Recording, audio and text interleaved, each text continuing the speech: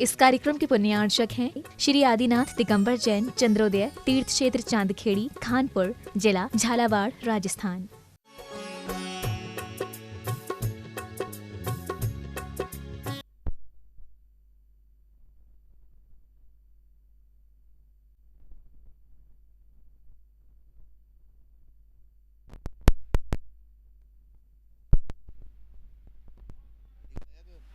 अपराह्निक प्रक्षणा स्वाध्याय विलयाम श्री कायुष्यम करो।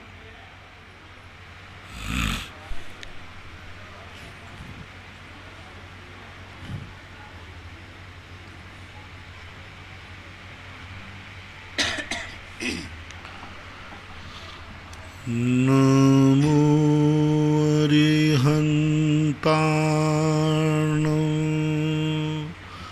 नमो सिद्धार्णं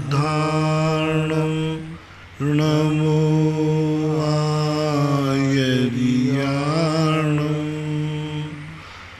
नमो वज्झायार्णं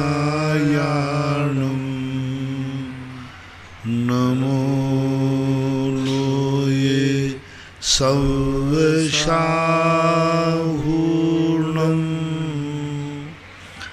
पंच परमेष्टि भगवान की जय हो। आचार्य श्री गुरुवर कुंद कुंद महाराज की जय। आचार्य श्री गुरुवर विद्यासागर महाराज की जय हो। परम पूज्य निर्यापक मुनि श्री 108 सुधा सागर जी महाराज की जय। जय। पूज्य मुनि श्री निष्कंप सागर जी महाराज की जय। अलवर से विक्रम जैन इनकी जिज्ञासा है, पूज्य गुरुदेव के चरणों में त्रिवार नमोस्तु। महाराज श्री, मेरी जिज्ञासा है कि अभिग्रह गति में जन्म लेने वालों के आनुर्पूर्वी कर्म का उदय होता है या नहीं? कृपया जिज्ञासा का समाधान। अभिग्रह गति में जन्म लेने वाले का आनुर्पूर्वी बराबर रहता है। आनुपूर्वी का जन्म तो बराबर रहता है। अवग्रह यानी रिजु गति के बिना, रिजु गति से जो जाते हैं, एक समय बढ़ती है तो एक समय को आनुपूर्वी का उदय होगा, लेकिन होगा। मल्हारगंज इंदौर से पायल सेठी इनकी जिज्ञासा है, पूज्य महाराज श्री के चरणों में त्रिवार नमोस्तु।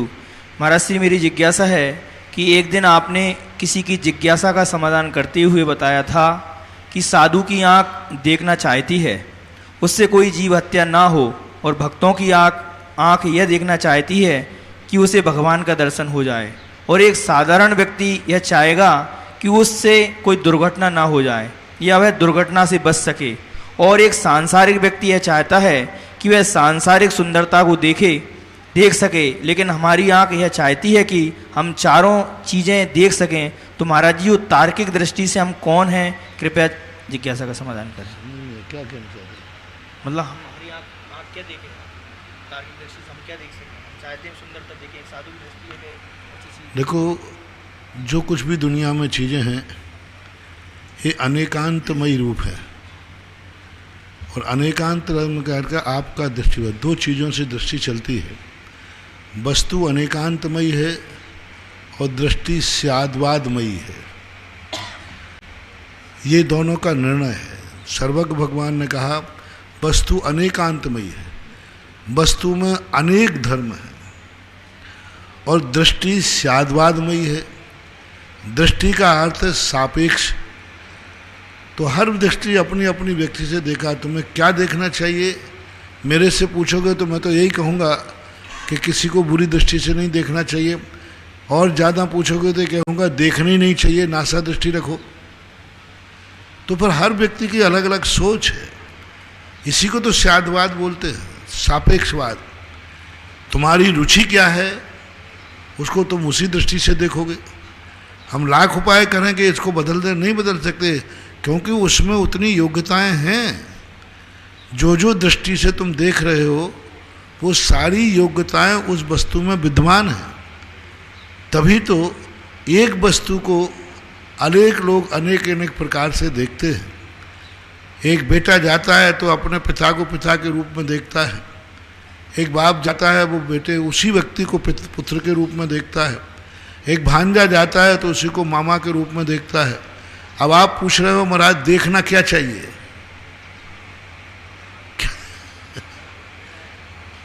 पहले बताओ तुम्हारा उससे कोई संबंध है?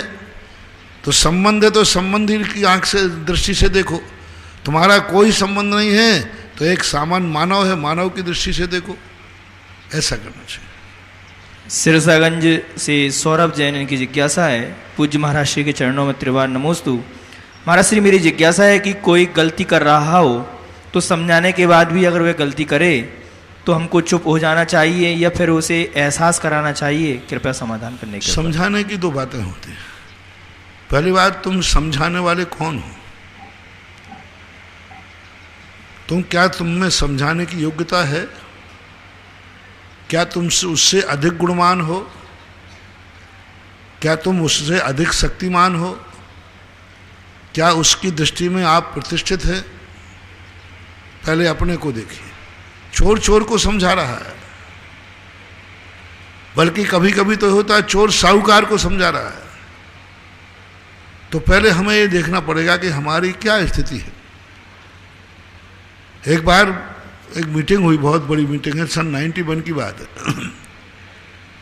श्रावकों की एक मीटिंग हुई, उनमें आचार संहिता बनी साधुओं की, कि साधु का आचार कैसा होना चाहिए, साधु की चर्या कैसे होना चाहिए। वो मेरे पास आए, बोले महाराज जी आप, मैंने कि मेरा पूरा समर्थन, मेरे अवभाग्य हैं कि हम लोगों की चर्या की चिंता आप लोग कर रहे हो, लेकिन मैंने एक सुना है, परस्परोपग्रो जीवाना। जब आप मेरी चिंता कर रहे हो तो आज से मुझे भी आपकी चिंता करना चाहिए। अब मैं एक श्रावक की आचार संहिता बनाता हूँ।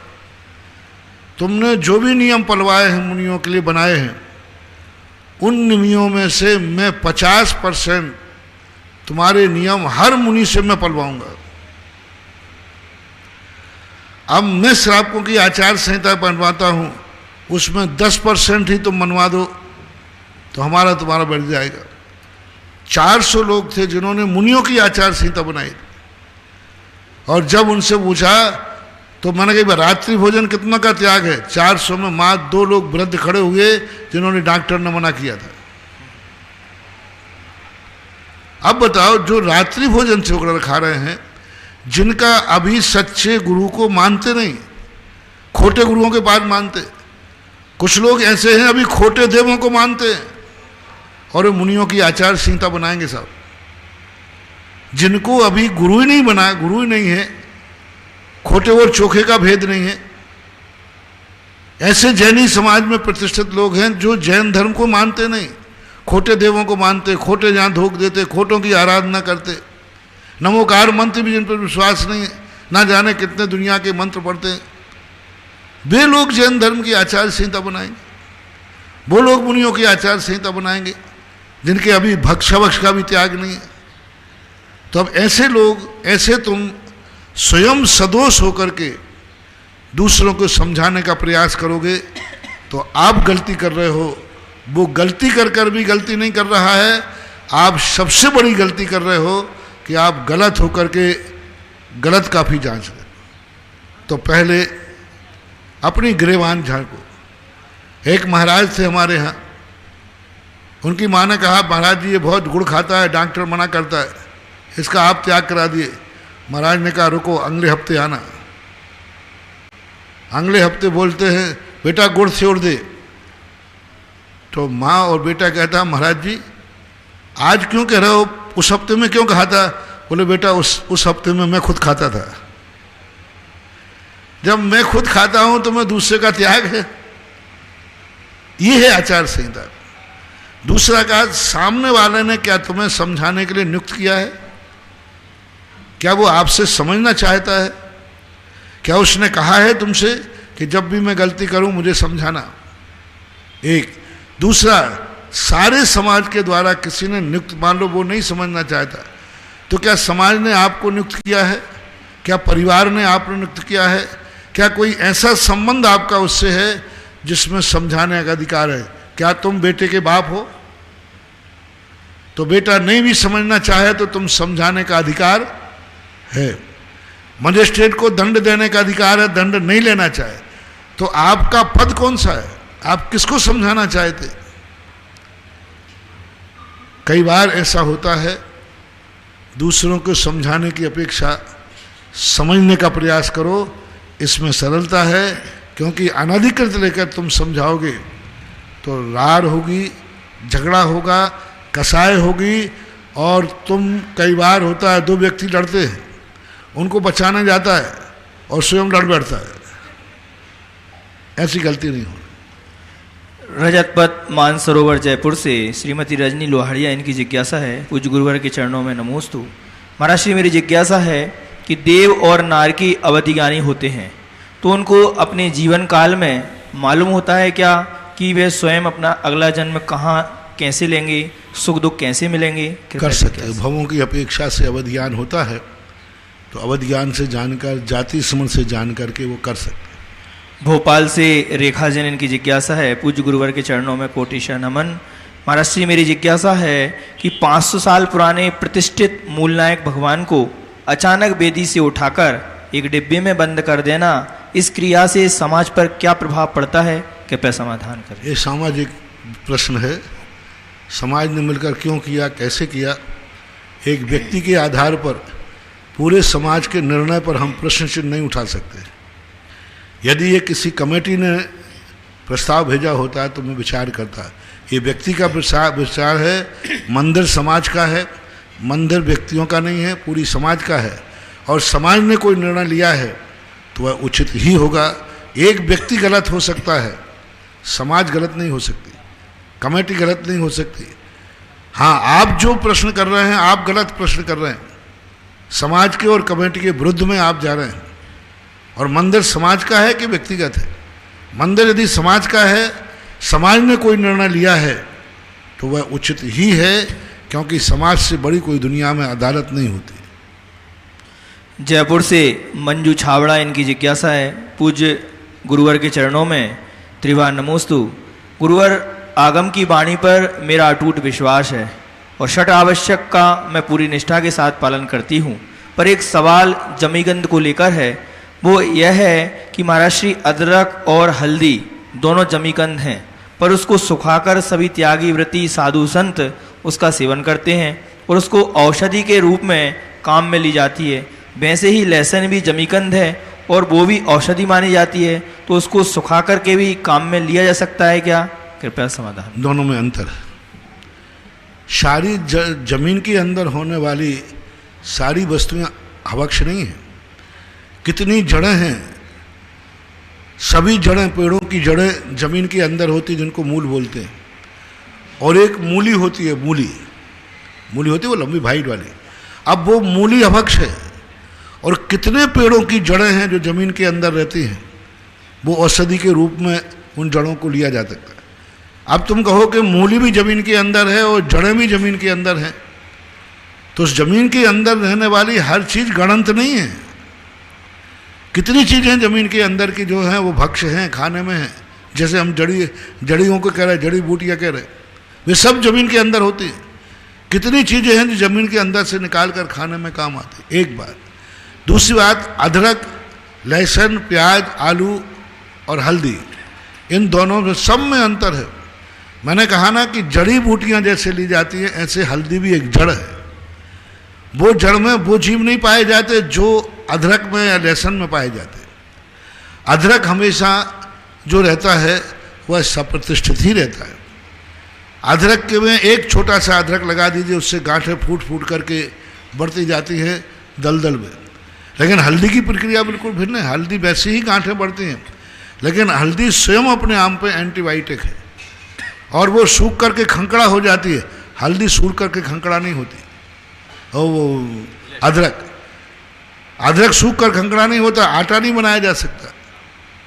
और हल्दी को पीसकर आटा बनता। नहीं, अदरक सौंठ अलग है, सौंठ लिया जा सकता है। कोई भी जितनी वनस्पतियां होती है, पहला पॉइंट तो ये रखो कि सभी जमीन के अंदर होने वाली चीजें अभक्ष नहीं है, पहला एक।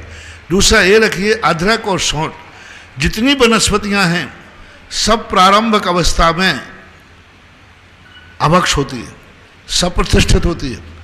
वही चीज जाकर के आगे जब पक जाती है तो वो अप्रतिष्ठित हो जाती है। जैसे अदरक की अवस्था में जब तक है वो अभक्ष है, अप्रतिष्ठित है, सप्रतिष्ठित है। और जैसे ही वो सूख करके शुंठी बनता है, सौंठ बनता है, सौंठ में रेशे आ जाते हैं।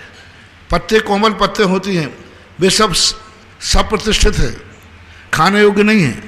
और जैसे उसमें रेशे पड़ जाते हैं, लाइनें पड़ जाती, नसें पड़ जाती हैं, वही पत्ता भक्ष हो जाता है। ऐसे ही जब अदरक सूख जाता है, पक जाता है, कच्चा अदरक कभी सौंठ नहीं बनेगा। जब वो अदरक पक जाता है तो उसमें आप देखना, सौंठ को कभी कूटना, उसमें छुआं निकलेंगे। छुआं निकलने का अर्थ है वह सौंठ भक्ष है। अब आप कहें कि लहसुन भी सूख सकता है, लहसुन दूसरे कारण से अभक्ष है। एक तो जमीकंद के साथ साथ वो मादक है, वो इंद्रियों के लिए हानिकारक बनता है। और वह नियम से, मान लो औषधि के रूप में लिया गया है, तो औषधि के रूप में दो रूप में, लगाने के काम आया है या खाने के काम आया। जब भी खाओगे, कैसे भी खाओगे, वह मादक तत्व को पैदा करता है। शरीर के अंदर उन शक्तियों को जगाता है जो आसुरी शक्ति होती है, निशाचरी शक्ति होती है, क्रोध की शक्ति होती है, दूसरे को मिटाने की शक्ति होती है। लहसुन और प्याज, ये दो चीज़ों का सबसे बड़ा दुर्गुण है कि इनमें एक ऐसा दुर्गुण है, खाने के बाद इनमें ऐसी उत्तेजना पैदा करते हैं कि दुनिया को मिटा डालो। क्रोध आएगा, स्वार्थ बुद्धि बनेगी, निशाचरी शक्ति जागेगी। इस कारण से लहसुन प्याज सूख करके भी वह भक्ष की कोटि में नहीं आते। हल्दी और शुंठी का एक रूप है कि हल्दी और शुंठी और दोनों चीज़ें बहुत बहुत अपने आप में भक्ष हैं, खाने में कोई बाधा नहीं है। लेकिन अदरक और सौंठ, हल्दी मैंने पहले ही कह दिया, हल्दी वो एंटीबायोटिक चीज़ है जिसमें आलू के, प्याज के समान जीवों की उत्पत्ति नहीं होती। मूंगफली भी जमीन के अंदर होती है, लेकिन मूंगफली भक्ष है, बहुत सारी चीज़ें भक्ष है। इसलिए जमीकंद में वही लिए जाते हैं जिनके नाम घोषित किए गए। जमीकंद का अर्थ नहीं, जो जो जमीन के अंदर होते हैं वे सब अभक्ष हैं, ऐसा नहीं लेना। उनमें कुछ भक्ष भी हैं, कुछ अभक्ष भी हैं। आष्टा से डॉक्टर मगन जैन इनकी जिज्ञासा है, पूज्य गुरुवर के चरणों में नमोस्तु। महाराज श्री, मेरी जिज्ञासा है कि कर्म अपना फल यथावत देते हैं, परंतु आंतरिक शक्तियां और बाह्य परिस्थितियों के अनुकूल ना रहने पर कर्म अपना फल कैसे देते हैं? कृपया जिज्ञासा का समाधान करें। कर्म अपना फल कभी कभी नहीं भी दे पाता है, कभी कभी परमुख से फल देता है। फल तो देता है क्योंकि जो कर्म बना है वो निर्जरा को प्राप्त होगा, लेकिन कभी स्वयंमुख से देता है, कभी परमुख से देता है। मान लो उसके योग्य क्षेत्र काल नहीं है तो वो परमुख से देकर समझ जाता है। पूज्यवर शिवकोटि महाराज ने भगवती आराधना में कहा, कर्म अपन आम के मोर के समान बांधते हैं, लेकिन फल मिलता है आम के पेड़ पर पके हुए आम के फल के समान। यानी कितने कर्म जो हैं परमुख से फल देकर समाप्त हो जाते हैं, हमें पता ही नहीं चलता। जबलपुर से सौम्या जैन इनकी जिज्ञासा है, पूज्य मुनि श्री के चरणों में कोटिशा नमन। महाराज श्री, मेरी जिज्ञासा है कि आपने अभी 2 दिन पहले जिज्ञासा समाधान में बताया था कि माताजी और मुनि महाराज जी से श्रावक को कुछ भी नहीं लेना चाहिए, तो मुनि श्री जो हम ले चुके हैं उसका क्या करें? दूसरी बात महाराज श्री, माताजी का 1 साल में 2 ही साड़ी का नियम होता है, तो वो एक अपने श्रावक को दे देती हैं, तो वो लेना चाहिए या नहीं? कृपया समाधान करने के लिए। इस पर 2 बातें विचार करें। पहली बात, ऐसी चीज़ें लेना जो साधु के पास है ही नहीं। साधु आजकल क्या कर रहे हैं, दूसरों से चीज़ लेकर के दे रहे हैं। ऐसी चीज़ें नहीं लेना। गंडा, ताबीज, तिलक लगा रहे हैं, मालाएं दे रहे हैं, ये साधु के पास कहाँ से आई? श्रावकों से मंगाते हैं और श्रावकों को बांटते हैं। दान का दान नहीं होता है, बहुत बड़ा पाप है। यहाँ तक कि तुमने मुझे कमंडल में पानी दिया है, मैं कमंडल का पानी तुम्हें दे नहीं सकता, कमंडल का पानी नहीं दे सकता, वो तो तुमने हमें दे दिया है। साधु लोग आजकल सब क्रियाएं दूरियों से मंगाते हैं, तुम लोगों को देते, तुम लोग में साधु मंगाते, पेन है, पेंसिल है, किताब है, डायरी है, ये सब चीज़ें तुम्हें साधु को देना चाहिए, साधु से लेना चाहिए। साधु से लेने का प्रावधान नहीं, बराबर साधु के हाथ से आहार लेना और साधु के हाथ से कोई वस्तु लेना कोई अंतर नहीं है। साधु को हाथ जोड़ के कह देना चाहिए, महाराज आपको चाहिए हो तो मैं ला के दे दूँ। हम साधुओं को देते हैं, हम वो धन्ना सेठ हैं जो भगवान से लेते नहीं हैं, भगवान को भी देते हैं। हम गुरुओं से लेते नहीं, गुरुओं को देते हैं और हम आपको दे रहे हैं, आप इसको पढ़ करके अच्छा लिख करके बढ़िया लिख करके फिर लौटा देना हमारे लिए। बढ़िया लिखो, अच्छी कविताएं कोई लिखो, फिर दे देना। साधुओं से लेन देन का व्यापार जो चल रहा है, बहुत साधु श्रावकों को पटाने के लिए रखे रहते हैं, ये चीज बांटना जिससे श्रावक अपना भगत बन जाएगा। तो ये साधु की साधुता नहीं है, इससे साधुता खंडित होगी और उल्टा व्यापार हो जाएगा कि महाराज कभी कभी वो ये भी मांग लेंगे, महाराज अब हमारे लिए धन दौलत भी चाहिए। आजकल महाराज लोग ये करने लग जाए तो क्या करोगे? इसलिए वहाँ भाव। अब रही बात जो साधु के पास है, जो उसका आवश्यक अंग है, जिसको उसके लिए स्वयं उपयोग किया है, जैसे पिछिका है, आप पिछिका परिवर्तन करके पिछी साधु देते हैं, आप घर ले जाते हैं। जो उनकी सारिका पुरानी बची हुई है, वो सारिका ने दी नहीं है, सारिका ने छोड़ी है। छोड़ना और देने में अंतर है। पिछी हमने दी नहीं है, पिछी हमने छोड़ी है, क्योंकि हमने एक ले चुके हैं। इसी प्रकार से यदि कोई ऐसी चीज है, सारिका आदि है, अब वो सारिका उन्होंने छोड़ दी, आप उसको ले जा सकते हैं, पर ले जा करके आप क्या करोगे, किस उपयोग में लोगे, विचार करें। लोगे तो उसको अच्छे कार्य में लेना, कम से कम ऐसे कार्यों में मत लेना जिससे उसकी मर्यादा भंग हो। चंदेवा बना लेना, किसी और कार्य में ले लेना है। हाँ, धोती दुपट्टा, पूजा के धोती दुपट्टा पहन लेना, पूजा का धोती दुपट्टा बना सकते हो, कोई बाधा नहीं है। हाँ, उसको धो करके साफ करके बनाने में कोई बाधा नहीं है, धोती दुपट्टा बनाने में कोई बाधा नहीं, लेकिन अच्छे कार्यों में उपयोग करना, ऐसा ध्यान रखना चाहिए। सबसे बड़ी चीज है, आज इसके ज़्यादा अराजकता फैल रही है। हर साधुओं ने अपनी अपनी दुकान खोल रही है, और सबसे गजब तो ये होता है, जितने श्रावक आएंगे सबको बांटो तो फिर भी ठीक है, अपने भगत को देंगे। अब दिन भर में उनके पास कितने लोग आए, 100 लोग दर्शन करने आए, उन्होंने जो भी पेन काफी कुछ भी गंडा ताबी दिया, कितनों को दिया? 10 को, 5 को, वो 95 बेचारे, फिर 90 बेचारे। और बाहर जाके पता चलता है, महाराज ने मुझे ये दिया, वो कहता मैं भी तो गया था, मुझे नहीं दिया। तो जो 95 लोगों की बुरी दृष्टि होगी, तुम सारे 95 लोगों की दृष्टि से गिर जाओगे। पूज्य आचार्य गुरुदेव विद्यासागर का महाराज का सबसे बड़ा एक ही है, वो जो देते सबको देते, नहीं किसी को कुछ देते ही नहीं। पहली बात तो वो देते ही नहीं, इसलिए सारा जगत उनको अच्छी दृष्टि से देखता है, क्योंकि तुम सबको दे नहीं पाओगे। मंत्र भी, तंत्र भी, गंडा भी, ताबीज, कुछ भी दोगे, सबको नहीं दे पाओगे, क्योंकि दिन भर में इतने लोग आते रहते हैं। तो इसलिए ये पक्षपात का दोष लगता है। जब आहार के लिए कह दिया कि तुम ये मान के मत जाने कहाँ जाना है, ये विधि लेकर के जाओ, तो तुम तो अंधा बांटे रेवड़ी छीन छीन के दे, तो बहुत शिथिलाचार हो रहा है, बहुत गलत हो रहा है। अपने भक्तों को विशेष बनाने के लिए भक्तों को डायरी दे देना, पेन दे देना, क्या हाथ में पहनते ना, वो क्या होगा, वाइसलेट दे देना, कुछ पता नहीं क्या क्या होता है। अच्छा नहीं, ठीक नहीं, ये परंपराएं बंद होना चाहिए। और मैं तो कह रहा हूँ, महाराज लोगों को तो मैं समझा नहीं सकता, उनको तो समझा दे, मैं तो अपने भक्तों को समझाता हूँ। और जो ऐसी चीज़ों पे जो कह रहा महाराज, मैं तो उनको नहीं कह रहा हूँ। मैंने पहले ही कहा, मेरा जो प्रवचन है मेरे भक्तों के लिए है। जैसे बाप जो कुछ कमाता है वसीयत अपने बेटे को देता है, मैं भी जो कुछ चिंतन करता हूँ अपने भक्तों को देता हूँ। जो मेरे भक्त नहीं, उनसे मेरा कुछ नहीं, वे तो खूब महाराज से लेवे, उनको महाराज को देवे।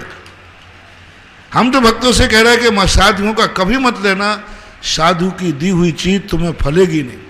अब तुम्हारे पास है तो या तो महाराज को वापस कराओ,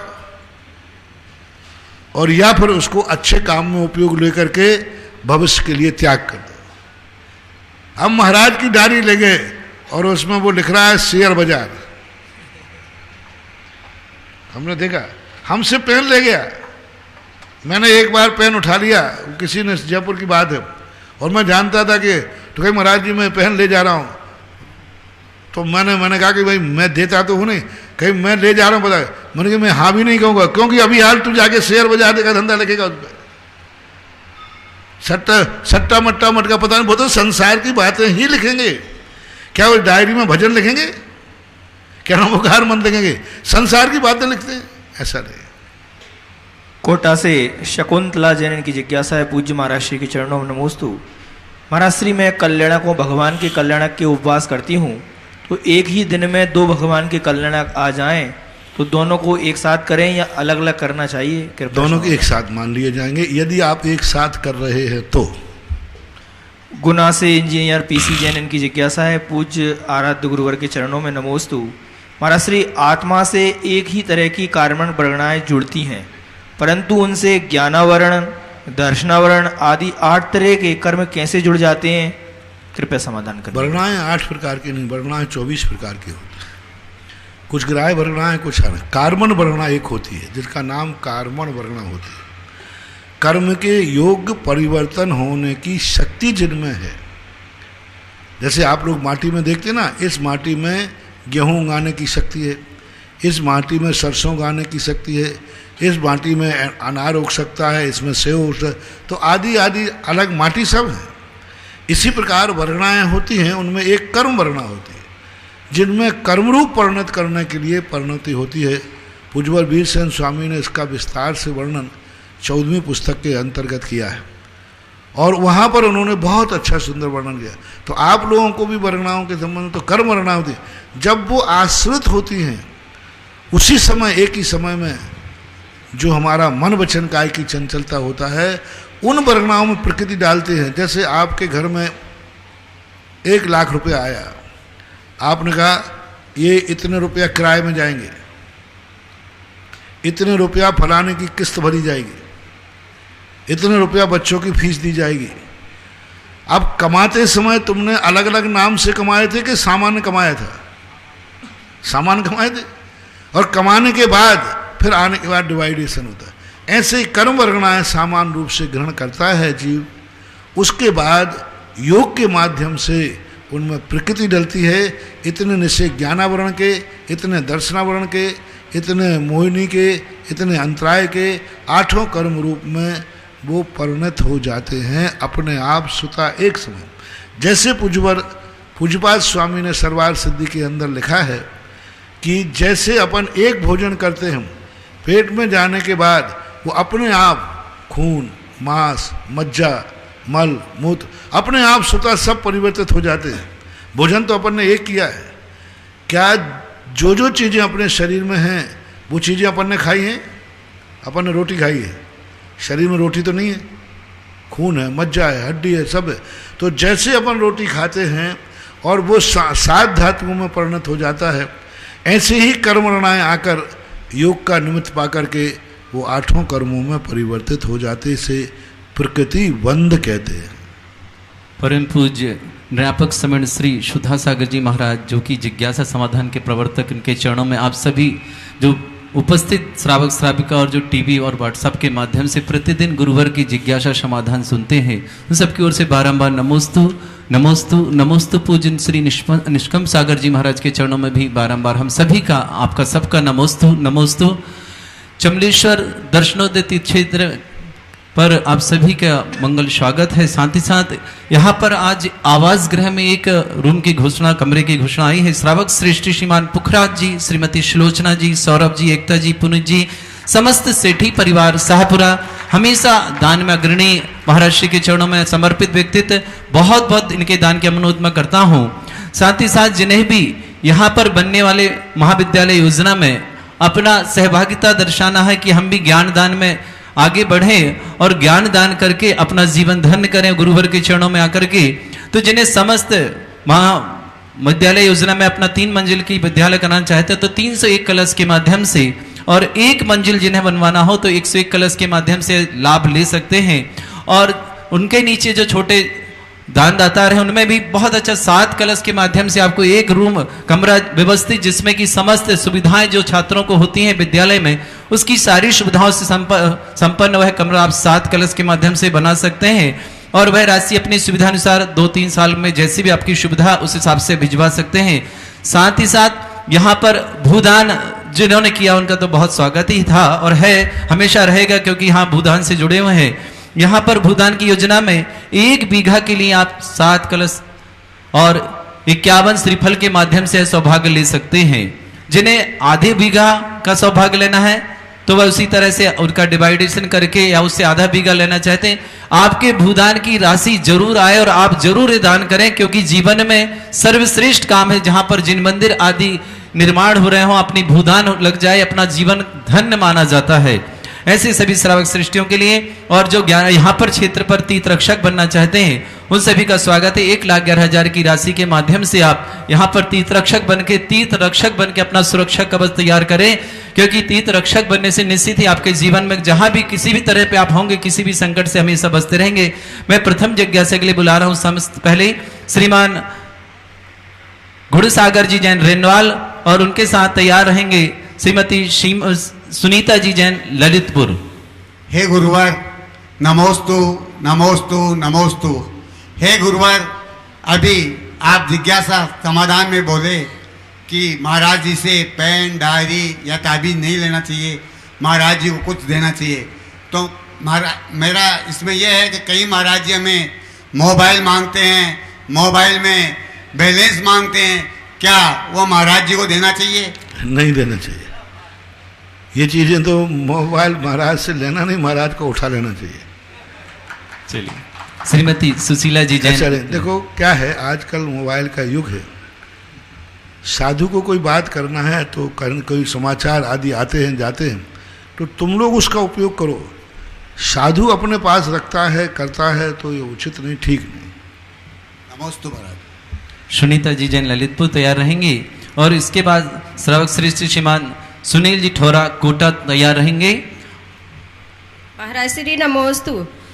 महाराज जी, जो घरों में मूर्तियां रखते हैं मंदिर में, बिना प्रतिष्ठित मूर्तियां जो घरों में रखते हैं, क्या उनको रखना चाहिए? और हर कमरे में नहीं रखना चाहिए, बिल्कुल अनुचित है, उससे लाभ के स्थान पर हानि है। नमोस्तु महाराज। सुनील जी ठोरा कोटा तैयार रहेंगे। इसके बाद सुधा जी सिंगोली। बीच में आपका थोड़ा सा समय ले रहा हूँ। ज्ञानोदय तीर्थ क्षेत्र नारेली अजमेर आप सभी लोग परिचित हैं, सभी जो यहाँ दर्शक के साथ साथ जो दुनिया में देख रहे हैं। ज्ञानोदय तीर्थ क्षेत्र नारेली में सन 2018 1 जनवरी को परम पूज्य मुनि पुंगव श्री सुधा सागर जी महाराज के ही सत्संग सानिध्य में विशाल शोभा यात्रा के माध्यम से देवादिदेव मुनिषुतनाथ भगवान समोषण सहित 51 जिन प्रतिभाग साथ विराजमान हुए थे और एक महामहोत्सव के रूप में मनाया गया था।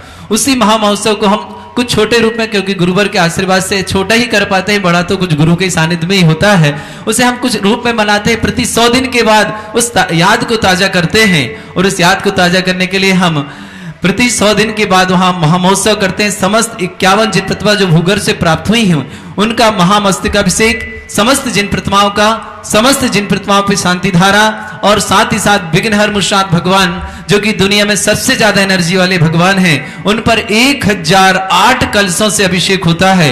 ऐसा कल महाराज जी ये कार्य हमारी ज्ञानोदय तीर्थ क्षेत्र कमेटी आपके आशीर्वाद से हमेशा कराते रही है।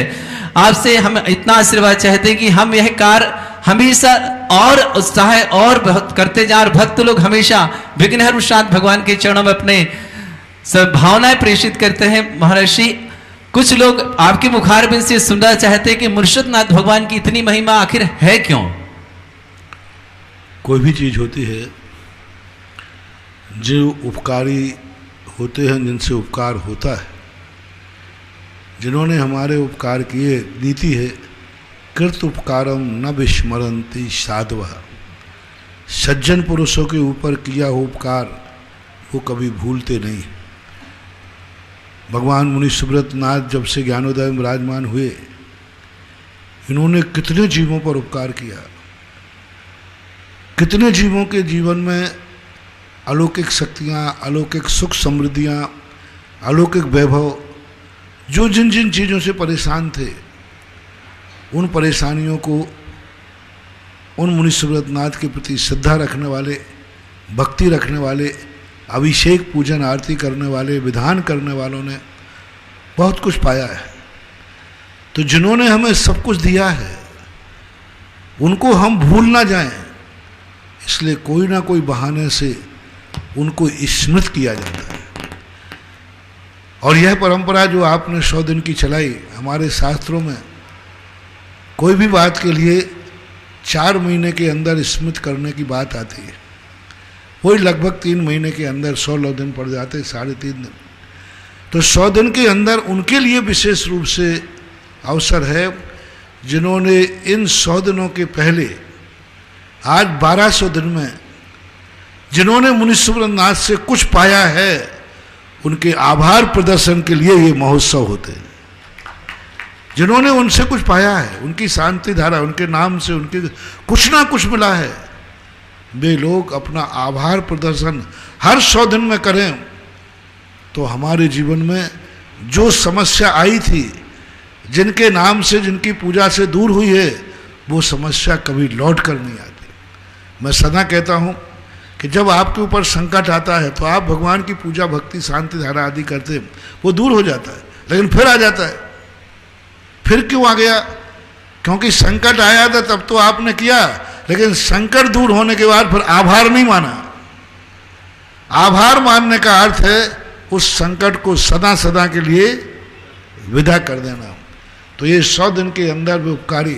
और जो नए लोग होते हैं उन लोगों को ये सोचना चाहिए, जब इतने सारे लोग इस मूर्ति का आभार मान रहे हैं तो हमें भी अपने जीवन में कुछ ऐसा करना है कि हम भगवान मुनि सुब्रतनाथ के आभारी हो जाएं। कभी कभी बड़ों से कुछ ऐसा कुछ लिया जाता है जिससे हम उनके आभारी हो जाएं और हम भी कह सकें भगवान मैं आपका ऋणी हूँ, आपसे मैंने बहुत कुछ पाया है। और ज्ञानोदय स्थित मुनि सुब्रतनाथ का तो एक अलौकिक ही शक्ति है, उनकी महिमा में बहुत बार गा चुका हूँ। और वो क्षेत्र, जिस क्षेत्र पर बैठे हैं, वो क्षेत्र भी अपने आप में बहुत विशाल और बहुउद्देशीय है। नमस्ते महाराज जी। गुरु श्री श्रीमान सुनील जी कोटा के बात तैयार रहेंगे, श्रीमती सुलोचना जी सेठी। इस बीच में कुछ लोगों के नाम दे रहा हूं जो हमारे ज्ञानोदय क्षेत्र की पत्रिका का विमोचन भी कर लेंगे। साथ के साथ श्रेष्ठ श्रीमान गुरुसागर जी आ जाएं, किशनगढ़ रैनवाल से क्षेत्र कमेटी के यहाँ जो सदस्य उपस्थित हों वो लोग भी जाएं। महावीर जी बाकलीवाल कोटा, श्री धर्मी चंद जी जैन बिजोलिया, अमोलक चंद जी गोधा माडलगढ़, ब्रह्मचारी महावीर भैया और रोनी भैया दोनों कार्यकारिणी सदस्य ज्ञानोदय के, आप लोग भी जाएं। पुखराज जी सेठी साहब आप भी आकर के, और जब तक आप जिज्ञासा करें। नमोस्तु गुरु, नमोस्तु गुरु। गुरुवर, जीवन में हम जब कभी भी पूजन विधान करते हैं या जीवन में कोई कष्ट होते हैं तो इसका जीवन का जो भी ये सुख और दुख शरीर को अनुभव होते हैं या आत्मा का अनुभूति है? ये संयोग दो हमारे यहाँ 2 पर्याय होते हैं, एक पुद्गलकृत, एक जीवकृत, और एक संयोगज पर्याय कहलाते हैं। संयोगज पर्याय किसी एक की नहीं होती, दोनों मिलकर के और अपनी अपनी पर्याय एक दूसरे से प्रभावित होकर निकालते हैं। तो ये संयोगज पर्याय करते हैं। जैसे हल्दी और चूना है, हल्दी पीली होती है, चूना सफ़ेद होता है, दोनों को मिला दो तो लाल रंग होता है। अब लाल रंग किसका है? ना हल्दी का है ना चूना का है, दोनों मिलकर। इसी प्रकार से जब तक शरीर के साथ आत्मा है, दोनों एक दूसरे से प्रभावित होते हैं। यदि शरीर नहीं खाता है तो शरीर को नहीं खिलाएं तो शरीर क्रश क्यों हो जाता है, पतला क्यों हो जाता है? और आत्मा नहीं खाती है तो फिर जब नहीं खाने पर आत्मा को क्लेश क्यों होता है? कष्ट तो आत्मा ही को होता है, शरीर को नहीं, शरीर तो पुद्गल है। अब जब भोजन पानी नहीं मिलता है तो आत्मा को कष्ट होता है, संक्लेश होता है। संक्लेश कभी जड़ में नहीं होते, ये शरीर तो जड़ है, पुद्गल है, अचेतन है, इसमें संक्लेश करने की क्षमता नहीं है। संक्लेश जो होते हैं वो आत्मा के वैभाविक परिणाम हैं, आत्मा के हैं। पूज्यवर उमा स्वामी महाराज ने तत्वार्थ सूत्र में कहा कि ये जितने परिणाम है स्वय तत्व हैं, औदैक आदि जितने भाव हैं, स्वय तत्व मौदैक परिणाम का ऊंचा, यानी ये स्वय तत्व हैं, आत्मा के परिणाम हैं। तो जो संक्लेश परिणाम हो रहे हैं, औदैक भाव हो रहे हैं, ये सब आत्मा को हो रहे हैं। यदि आत्मा नहीं खाती है तो फिर ये संक्लेश क्यों, और खाने के बाद आत्मा में शांति क्यों? अब ये यदि शरीर नहीं खाता है तो नहीं खिलाने पर ये दुबला क्यों हुआ, नहीं खिलाने पर कमजोर क्यों हुआ? तो ये कहलाते संयुगज पर्याय। शरीर और आत्मा की दोनों पर्याय मिलकर के इस संसार की सारी व्यवस्थाओं को करते हैं, भोगते हैं। नमोस्तु। सुलोचना जी सेठी की बात तैयार रहेंगे। श्रीमान पुखराज जी सेठी साहपुर, उसके पूर्व जिन्हें भी ज्ञानोदय तीर्थ क्षेत्र में आने वाली 17 अप्रैल को महाराज श्री के आशीर्वाद से दिन शनिवार 17 अप्रैल को जिन्हें भी यह कार्य में अपना सहयोग करना हो, आना हो, ऑनलाइन के माध्यम से भी आप ज्ञानोदय में शांति धारा करा सकते हैं 11,000 की राशि के माध्यम से, और 108 कलश के माध्यम से करा सकते हैं 1,11,000 की राशि के माध्यम से। साथ ही साथ जिन्हें प्रथम कलश और 1008 कलश करने हो और मुख्य शांति आदर्श परिवार के नाम हो, मात्र 2 ही नाम चाहिए। एक नाम हमारे पास जिज्ञासा में नाम लेते ही पहले बोल दिया कि भाई हमारे तरफ से पहला कर लीजिए, जो भी राशि घोषित करें आप। तो 5 कलश के माध्यम से जिन्हें भी प्रथम कलश और 1008 कलश करने हो उन्हें सहर्ष स्वीकार करेंगे फोन के माध्यम से। यदि आप आते हैं तो स्वागत है, नहीं तो ऑनलाइन के माध्यम से आपके परिवार के नाम से हम शांतिधारा परिवार वहां की कमेटी क्षेत्र अध्यक्ष, महामंत्री, कोषाध्यक्ष आदि जो भी होंगे वो आपके तरफ से शांतिधारा करेंगे। यदि आप आते हैं तो स्वागत है। एक नाम हमारे पास अमेरिका से आ गया 5 कलश के माध्यम से, बहुत बहुत बधाई इन परिवार के लिए। आप जिन्हें भी 11,000, 1,11,000, 5 लाख के माध्यम से जिन्हें भी शांति धारा, महाशांति धारा 1008 कलश करने हो वह हमारे पास हमारे ज्ञानोदय तीर्थ क्षेत्र के नंबर पर 9928091110 के माध्यम से आप संपर्क कर सकते हैं। जिनवाणी चैनल पर सुबह 8 बजे हमारी शांति धारा आती है, उस समय आप नंबर दे सकते हैं। अध्यक्ष, महामंत्री, कोषाध्यक्ष हमारे सबके नंबर उस पर हैं, उसके माध्यम से भी आप कर सकते हैं। भू सहयोग के माध्यम से अभी यहाँ क्षेत्र के लिए महिमा अरुण जैन, मयंक नंदनी आदि जैन नागपुर की ओर से 11,000 की राशि आई। इनके लिए बहुत बहुत मंगल शुभकामनाएं। परम पूज्य गुरुवर के चरणों में मेरा बारंबार नमोस्तु गुरुवर, नमोस्तु गुरुवर, नमोस्तु गुरुवर। मेरे परिवार की ओर से बारंबार नमोस्तु। हे गुरुवर, ये जिस क्षेत्र पे मैं खड़ी हूँ ये मेरे 25 साल से इष्ट क्षेत्र है, जो मेरा जीवन काल अब तक रहा है। इस इष्ट देव तीर्थ क्षेत्र से मेरी जो जीवनचर्या चल रही है इसके आधार पर चल रहा है। और इष्ट गुरु जो मेरे सामने विराजमान है वो मैं कब से 15 साल से करीबन आपकी सानिध्य में हूँ। और जो भी मेरे गुरुवर की मुखारविंद से निकला हुआ शब्द में अपने कसौटी पे कसकर खरी उतरती हूँ। जो शांति धाराएं अब तक मैंने की है सुभाष नगर नेमिनाथ भगवान की, ज्ञानोदय तीर्थ क्षेत्र पर, और ये चौलेश्वर पार्श्वनाथ और बिजोलिया पार्श्वनाथ में विघ्नहरण पार्श्वनाथ, तो जो शांति धारा मैंने की है मेरे में बहुत संकट आया गुरुवर, शारीरिक, मानसिक और पारिवारिक। वो संकट अब तक मेरा दूर हो चुका है। और विघ्नहरण पार्श्वनाथ भगवान की वहाँ से जो तीर्थ यात्रा निकली थी उसके अंदर हम इंद्राणी बने थे, उस समय में बीमार थी गुरुवर। तो मैं ये चाहती हूँ जो आभार शांति धारा है वो मैं गुरुवर के चरणों में कहीं पे भी करवा देती हूँ, तो मुझे क्या उसी क्षेत्र पे आभार शांति धारा करानी चाहिए या कैसे करानी चाहिए गुरुवर? ज़्यादा हो बेटर वही है कि जिस मूर्ति के जिस माध्यम से मिला है वही ये आभार प्रदर्शन करे तो ज़्यादा श्रेष्ठ है। तो गुरुवर ये जो पूर्ण में पहले जो शांति धारा बोलते हैं अपन 1,11,000 की जो भी है, और उस समय अपनी शक्ति नहीं हो और अपन शॉर्ट में अगर शांति धारा करें कम में सही आभार तो करो। हाँ महाराज जी वो तो करते, इतना तो बोल दो भगवान आपका आभारी हो। नहीं आभार तो करते महाराज जी, हैंड टू हैंड ही करते हैं आभार। ठीक, कोई बात नहीं। नमस्ते गुरुदेव, नमस्ते। हाँ, आरडीओ परम पूज मुनि श्री के चरणों में, पूज उत्तम सागर जी महाराज के चरणों में नमोस्तु करते हुए जिज्ञासा है महाराज श्री ऑडियो के माध्यम से।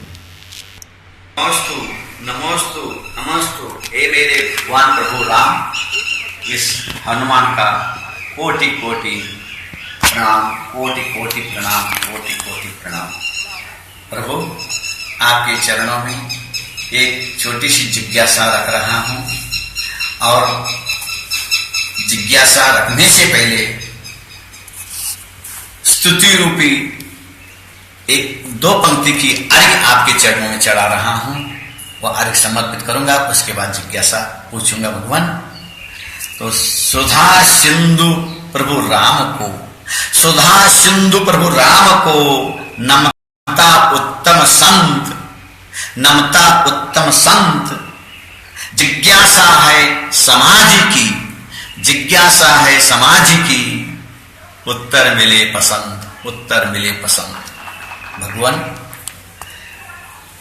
समाधि के बारे में बहुत सारी शंका समाधाएं लोग समाज में चलती हैं, उसमें एक सामान्य मरण, समाधि मरण और संलेखना पूर्वक मरण, इन तीनों में विशेष क्या अंतर है? संयमी गृहस्थ समाधि लेता है, मरता है।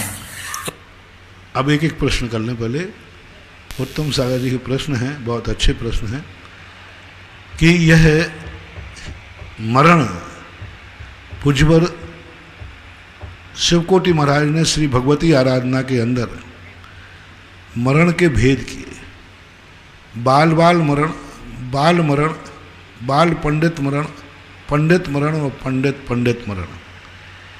इन वर्णों को आगम के गवाक्ष से यदि हम देखते हैं तो मिथ्या दृष्टि का बाल मरण है जो संसार का कारण बनता है। जो अविरत सम्यक दृष्टि का है वो भी बालक मरण है जो कि प्रशंसनीय नहीं है। प्रतिमाधारी के बाद जो मरण होता है वो बाल पंडित मरण होता है। जो मरण कहते हैं वो किसी अवस्था में मरे, चाहे सल्लेख ना लेवे या समाधि ना लेवे, वृत्ति जब भी मरण प्राप्त करेगा उसका बाल पंडित मरण कहता है। साधु सल्लेख ना लेवे या ना लेवे उसका पंडित मरण कहलाता है। और भगवान का निर्माण को पंडित मरण बोलते हैं। एक अब समाधि और सल्लेखना ये दोनों अलग अलग चीज़ें हैं। ये तो सामान्य मरण हो गया, इन मरणों के नाम हो गए, हर व्यक्ति के मरण का नाम अलग अलग दिया। अब आती है समाधि।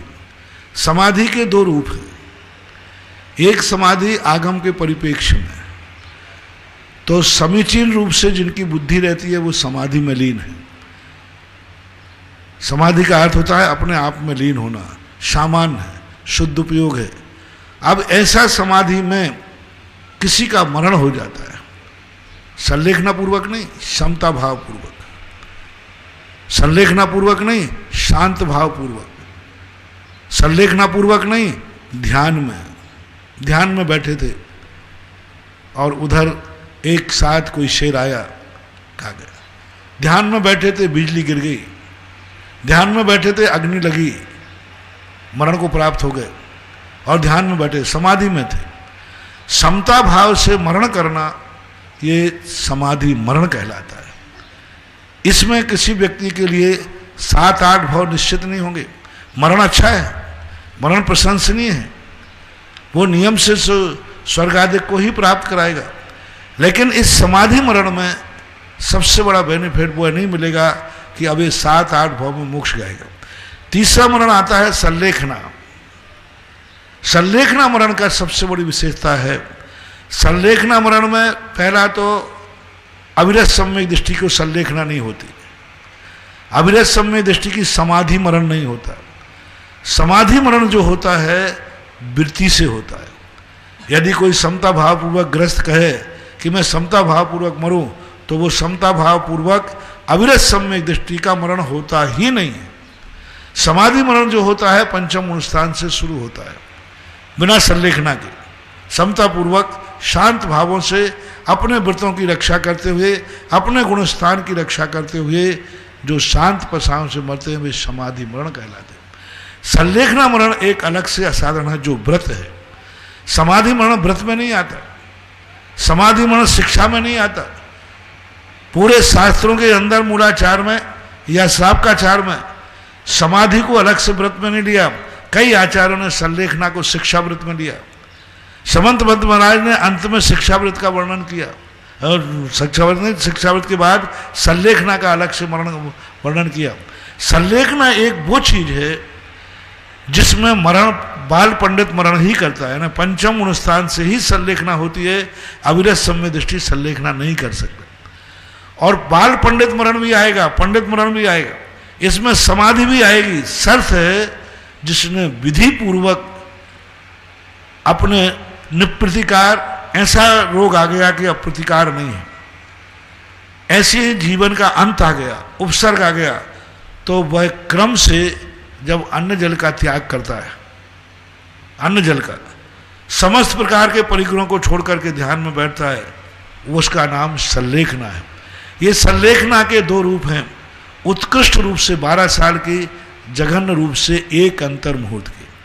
मान लीजिए उपसर्ग को ध्यान में बैठने वाले व्यक्ति, उपसर्ग आया, मैं समस्त अन्न जल का त्याग करता हूं क्योंकि मेरा मरना निश्चित है, तो इस सल्लेखना कोटि में आ गया। अन्न जल का त्याग करके परिग्रह आदि का त्याग करने का संकल्प कर लेता है तो सल्लेखना में आएगा। और समाधि में अन्न जल का त्याग नहीं किया, समता से तो मरा है। समझ रहे ना, क्षमता से तो मरा है, शांत परिणामों से मरा है, लेकिन वो अन्न जल का त्याग नहीं कर पाया, सबसे क्षमा नहीं मांग पाया, ध्यान में बैठा था, सब प्रकार उत्तमार्थिक प्रतिक्रमण नहीं कर पाया। आज तक पूरी जिंदगी में जो कुछ भी मैंने गलतियां की हो उन सबको क्षमा हो।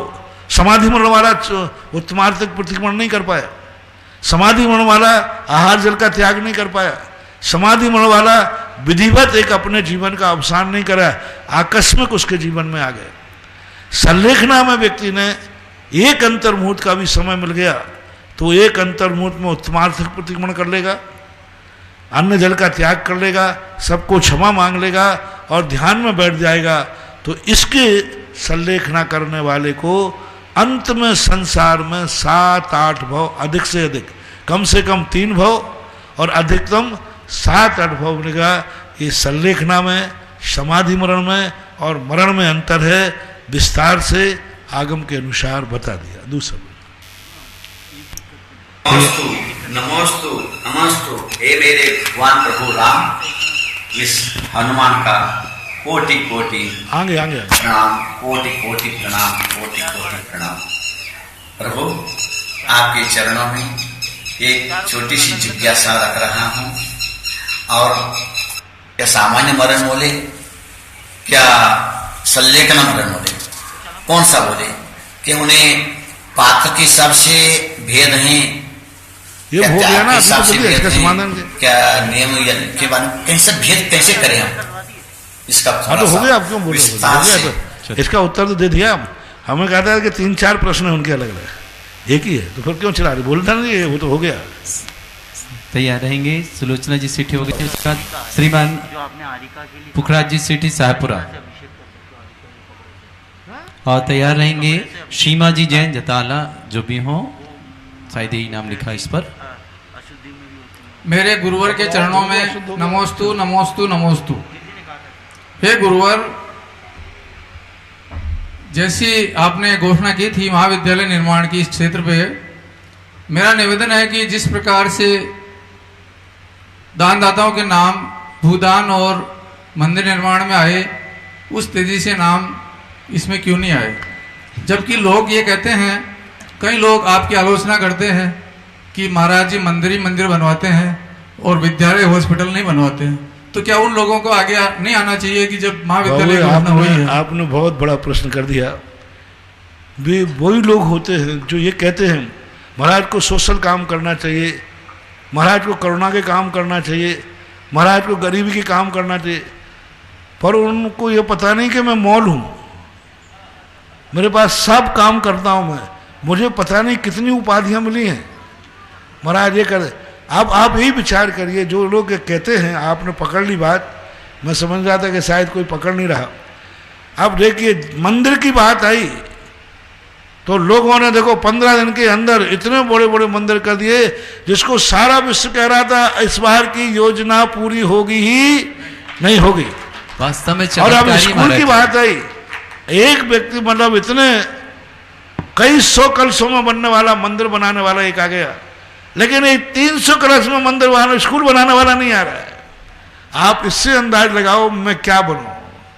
ये होता है लोगों में, लोगों की भावनाएं भगवान से और गुरु तक ही जुड़ी हैं, इनके नाम पर वो कुछ भी करने को तैयार नहीं, और इनसे नीचे के लिए भी कुछ भी करने को तैयार नहीं। अब कम से कम जिन्होंने मंदिर में रुचि नहीं है, बहुत अच्छा प्रश्न आपने किया भाव, कि वे लोग सामने आए जो कहते मेरे मंदिर में रुचि नहीं है, मेरे धर्म कार्य में रुचि नहीं, सोशल कार्य करें, तो उन सोशल कार्य कम से कम ऐसे कहने वाले दुनिया में 50% होंगे जैनियों, 50%।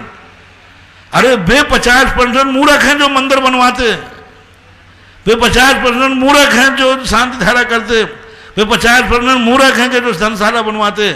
चलो तुम 50% तो अच्छे हो, तुम तो विद्यालय बनाओ, जय हो, तुम तो अस्पताल बनाओ। यहाँ सब चीजों की चर्चा हो गई, अस्पताल भी बनना चाहिए, विद्यालय भी बनना चाहिए, अभी एक शुरुआत की। तो वे 50% लोग, ऐसे लोग महान निकृष्ट कहलाते हैं कि धर्म कार्य में करें तो उनको आलोचना करना, और समाज के कार्य करें तो उनको आगे नहीं आना। जो जो ये कहते हैं कि सोशल कार्य होना चाहिए, वे कभी दान नहीं देते, उनमें दान देने की रुचि नहीं होती। ये मात्र नेतागिरी करते हैं, ये काम होना चाहिए, ये काम होना चाहिए। उनसे दान का पूछो। मेरे जीवन में ऐसा घटित हुआ प्रत्यक्ष में। एक व्यक्ति ने कहा, किसी ने सेठ से कहा कि भाई इनसे कहो कि एक मंदिर बनाए। तो उन्होंने कहा साहब मेरी मंदिर में रुचि नहीं है, कोई सोशल काम हो, हम सामाजिक कार्यों, हम सोशल ग्रुप के लोग हैं। उनके अच्छा हाँ सोशल काम हो तो मैंने दूसरे ही दिन विद्यालय की घोषणा कर दी। फिर मैंने कही और कोई आएगा नहीं आएगा, वो तो वो आज तक गायब है, कम से कम 30 साल हो गए, आज तक गायब है, वो सामने नहीं आता।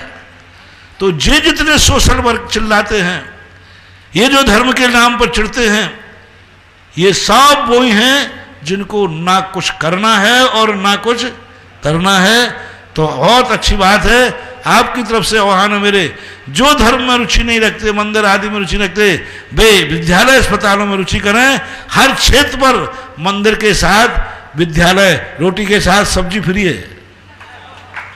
हर धर्म क्षेत्र के साथ एक सोशल वर्क का स्थान, सोशल आयतन की स्थापना करने का मेरा मन है। मैं तो इसलिए कर देता हूं कि 50% हमारे धर्मात्मा जो मंदिर में रुचि रखते थे उन्होंने बोल दी, अब जो 50% बचे हैं इनका धन पापों में ना जावे, ये पढ़ करके दुर्गति में ना जावे, कम से कम विद्यालय में लगा देवे। तो यदि ऐसे लोगों को आपकी आवाज़ पहुँचे और उन तक उनके कान सकें कि चलो मेरी धर्म में रुचि नहीं है, और कम से कम तीर्थ क्षेत्र पर विद्यालय बन रहा है, तीर्थ क्षेत्र पर सोशल कार्य हो रहा है, और वो भी चौलेश्वर में। और कहीं अलग चीज है, चौलेश्वर में विद्यालय खुलना, जहां चारों तरफ जंगलों में 100 गांव बसते हैं, और ये 100 गांव सब उजड़ गए हैं, सब उजड़ रहे हैं। इसलिए उजड़ रहे क्योंकि उनको पढ़ाने के लिए बच्चों को साधन नहीं। ये 100 गांव के अंदर कोई भी ऐसा एजुकेशन का स्थान नहीं है जहां पर अच्छी तरह बच्चे पढ़ सके। तो यहाँ तो चौलेश्वर में खुल रहा है, होना चाहिए, आना चाहिए। अब मैंने तो भावना रख दी, अब आगे सुधारवादियों का काम है।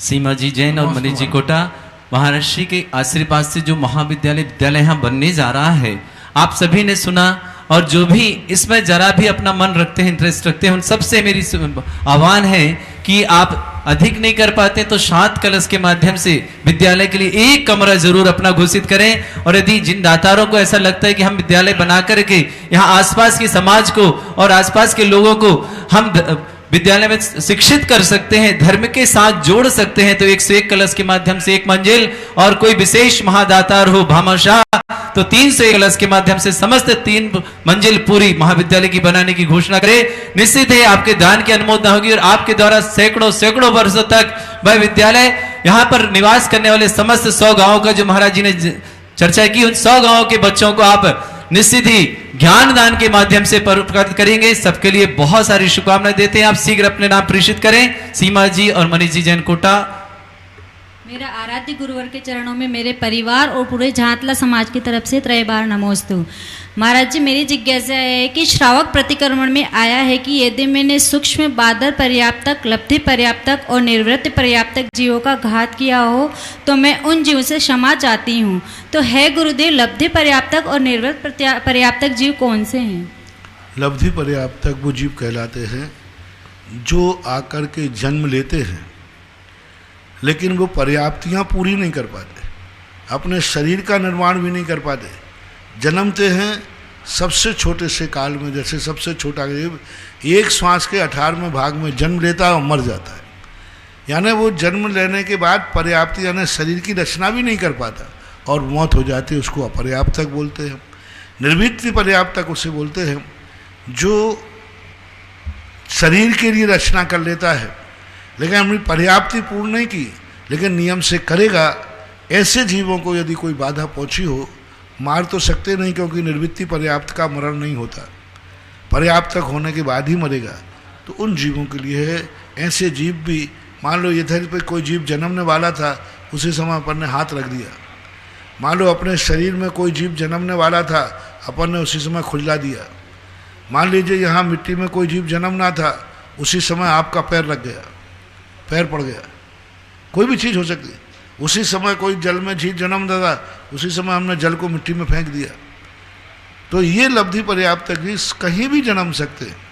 और अपनी हरकतें, अपने मन वचन काय की चंचलता से सदा अपन बाधा रहते। अपन पीठ में खुजला दिया, अब खुजली चल रही थी, वहाँ कोई जीव जन्म रहा था और अपन ने उसको कोई ध्यान दिया नहीं और यूं करके खुजला दिया, वो जीव मर गया, तो ऐसा नहीं।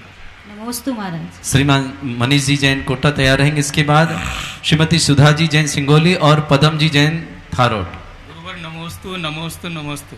गुरुवर अपन अपनी इनकम का जो कुछ पार्ट दान के लिए निकालते हैं, उसमें मिनिमम कितने % होना चाहिए और उसको किस हेड में लगाएं, जैसे दीप दिया, मंदिर, या किस में ज़्यादा वो अच्छा करे? मेरी तरफ से पूछ रहे हो तो 100%। महाराज जी ऐसा मत कहो, फिर आप कम करते जाइए। जितना कम आप आपकी तरफ ले जाएंगे, जितने कम में आपकी जिंदगी चल जाए, जितने कम में, जितने कम से आपका संसार अच्छी तरह परिवार चल जाए, उतना कम संसार की तरफ भेजना चाहिए। यदि तुम्हारे काम कर से कम काम जो है कम से चल रहे हैं तो कम में चलाओ, पाप ही तो होगा। शादी विवाह कर रहे हो, जितने कम से में हो सके उतने कम में करो, क्योंकि पाप ही तो करोगे और क्या करोगे, रागी रंगी तो करोगे, संसार की ही तो बढ़ोगे। संसार के कार्यों में हम जितनी खुशी बढ़ाएंगे उतना संसार बढ़ता है। बहुत अच्छा एक सारे जिज्ञासु सुने, जिस चीज की हम जितनी खुशी मनाएंगे वही चीज तुम्हारी जिंदगी में आएगी। यदि तुमने संसार के कार्यों में खुशी मनाई तो आपका संसार ही बढ़ेगा और आप दीर्घ काल तक संसार में ही रहेंगे, क्योंकि आप संसार की खुशी है। और आपने कहा कि नहीं संसार के लिए ही, जैसे मैंने एक दिन कहा था शादी विवाह को, अरे सब उड़ाओ खूब खाओ, इसी के लिए कमाया है। ये व्यक्ति जल्दी संसार से नहीं तरेगा, अभी बहुत इसको भटकना है। और जो व्यक्ति धर्म कार्य में खुशी मनाते हैं, समझ लेना चाहिए उनका धर्म बढ़ेगा। सवाल है तुम्हारे हाथ का मेहनत किस कार्य में खर्च करने में तुम्हें खुशी होती है, वही बढ़ेगा। संसार में होती तो संसार बढ़ेगा, पाप में खर्च करने में हुई तो पाप बढ़ेगा, शराब में खर्च होने की तो शराब पीने का आदत बढ़ेगी, और धर्म में करना हुआ तो आपका धर्म बढ़ेगा। आपको करते जाना चाहिए। फिर भी नीतिकारों ने 4 भाग किए कि 1 भाग अपने लिए, 1 भाग अपने धर्म कार्य के लिए, 1 भाग राष्ट्र के लिए और 1 भाग सामान्य जन के लिए। 4 भागों को भागजन मिलता है। फिर भी इतना नहीं कर सकते तो 10% से, कि 10%, 90% तुम्हारे संसार के लिए, कम से कम 10% तो यहाँ देना चाहिए। सरकार 30% लेती है, मैं तो 10% ही कह रहा हूँ। 10% भी नहीं बनता है तो कम से कम 1% का तो नियम होना ही चाहिए। अब इससे कम मैं कह नहीं पाऊंगा। पदमचंद जी जैन धारोट और तैयारी सुधा जी जैन सिंगोली। और हाँ, रत्नत्रयधारी है गुरुवर, आपके चरणों में मेरा और मेरे समाज, पूरी जैन समाज की ओर से त्रयबार नमोस्तु इच्छा में।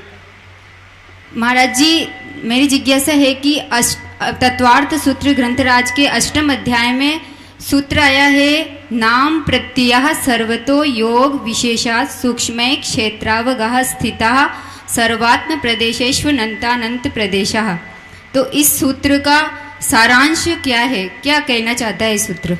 नाम प्रत्यय योग विशेषात, जो जिस नाम प्रत्यय वाला है, जैसे नाम प्रत्यय कहलाते हैं मिथ्या, अवृति, प्रमाद, कसाय, योग, जिस प्रत्यय के माध्यम से उसने जीव ने परिणाम किए हैं, योग और मन वचन काय की चंचलता से जहाँ आत्मा स्थित है वहीं पर स्थित जो कार्य हैं उनका आत्मा के साथ चिपक जाना, संबंध हो जाना, उसे बंध कहते हैं। ये व्याख्या है। नमस्ते महाराज। परम पूज्य मुनीश्री के चरणों तैयार रहेंगे। इनके बाद भावना जी साहब माडलगढ़। नमोस्तु नमोस्तु। गुरु, मेरा प्रश्न है, मृत्यु का भय किसको नहीं होता? मृत्यु का भय किसको नहीं होता? जो जानता है कि मैं मरता ही नहीं, जो जानता है कि मैं मरते ही नहीं हूँ उसको भय नहीं होता, क्योंकि मरण एक भय का भूत है। जब चैतन्य स्वरूपी आत्म का ज्ञान हो जाता है, ज्ञायक स्वभावी, तब उसकी आत्मा में होता है कि मरण का भय नहीं होता। हमारे सुकौशल महाराज को मरण का भय नहीं था, शेरनी खाती रही फिर भी वो यहाँ से डिगे नहीं। गज कुमार को सुकौशल का भय नहीं था, 500 मुनियों को घानी में पेल दिया, उनको मरण का भय नहीं था, क्योंकि उन्हें मालूम है कि मैं मरता ही नहीं हूँ।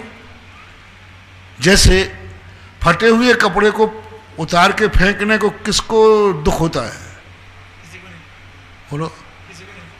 और नए पहनने की खुशी किसको नहीं होती?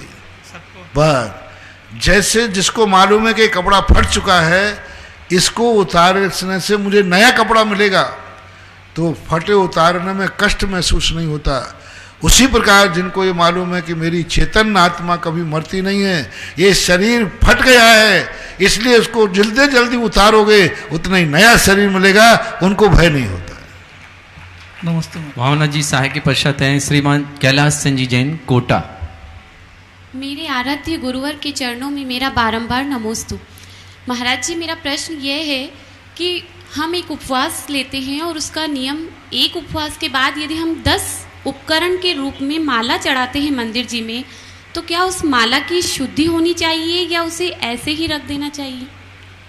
दोनों पूछो। उपवास आदि करते समय यदि आप माला आदि उद्यापन भेंट करते हैं तो मंदिर में वैसे भी रख सकते हैं, और शुद्ध करके रखते हो तो शुद्ध करके, शुद्ध कोई ज़्यादा नहीं है, बढ़िया शुद्ध करके गंधोदक से या केसर आदि के छांटे दे करके उनको शुद्ध कर दिया जाता है, कोई शुद्धि का विशेष नहीं है। नमस्ते महाराज। अंतिम जिज्ञासा श्रीमान कैलाश सिंह जी जैन साहब। नमस्ते महाराज। नमस्ते महाराज। मेरा प्रश्न महाराज जी कि मंदिर में मैं अध्यक्ष हूँ, अध्यक्षता के नाते कभी कभी किसी को टोक दिया जाता है नियमानुसार, और वो नहीं मानते हैं तो कभी गुस्सा भी आ जाता है, लेकिन उसके बाद मैं बहुत पश्चाताप करता हूँ। क्या इसका क्या प्रायश्चित करना चाहिए? आप अधिकारी पद पर है तो आपको थोड़ा बहुत गुस्सा आता है तो कोई बात नहीं, लेकिन बाद में कसाय भाव नहीं रखना। माँ सुधारने के लिए माँ बेटे पर क्रोध करती है तो कोई बात नहीं, लेकिन कसाय भाव नहीं होना चाहिए। चलिए, परम पूज्य पुण्य पंगो 160 श्री सुधा सागर जी महामंडराज की जय। इस कार्यक्रम के पुण्यार्चक थे श्री आदिनाथ दिगंबर जैन, चंद्रोदय, तीर्थ क्षेत्र चांदखेड़ी, खानपुर, जिला झालावाड़, राजस्थान।